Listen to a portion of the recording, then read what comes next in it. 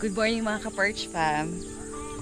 So, maaga tayo ngayon nandito na tayo mga 7 a.m.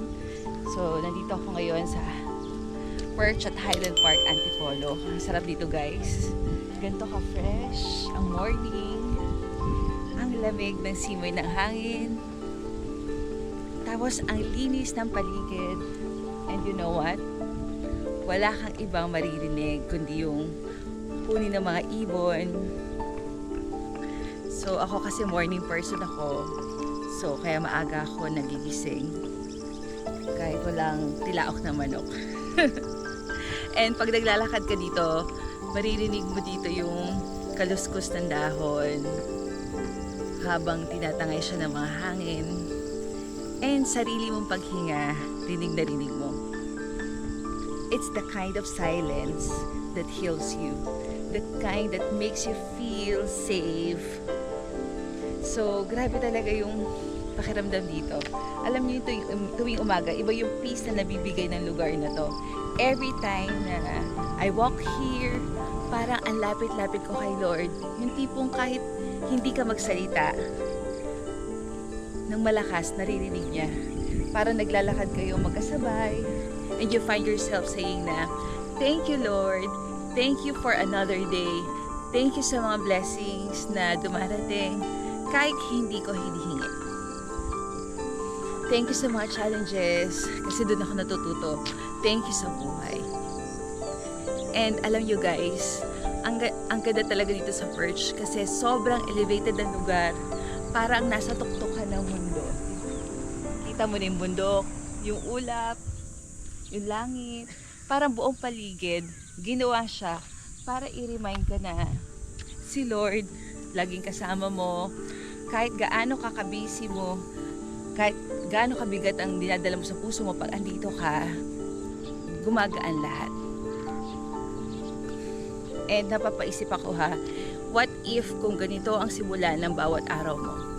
You wake up, step outside, and you're greeted with peace, by stillness, by beauty. Ang sarap naman talaga dito, no? Araw-araw, yan ang mararamdaman mo. And may chance kang huminga, magdasal, at magpasalamat. And ngayong araw na to, mas meaningful pa. Kasi, Happy Easter everyone! Araw ng muling pagkabuhay ni Kristo. Araw ng pag-asa. We are reminded today that death is not the end, that darkness doesn't win. There is always light after the night. There's always a new beginning, no matter how lost or broken you feel. Kaya alam mo, kaya habang naglalakad ako dito, I just feel this deep gratitude kasi kahit gaano pa ako nagkamali, kahit napapagod na ako, He always give me another chance. And maybe this is also what you're being reminded of right now. Maybe it's never too late to start fresh. So if your heart has been longing for peace, for clarity, for space to grow and breathe and connect with God, maybe this is the sign that you've been praying for. The Perch is not just a subdivision. It's a sanctuary, a lifestyle. Meron tayong mga available lots dito, starting at 30,000 per square meter. We are tucked in the quiet part of Antipolo, highly elevated, low density, nature-rich, and peaceful.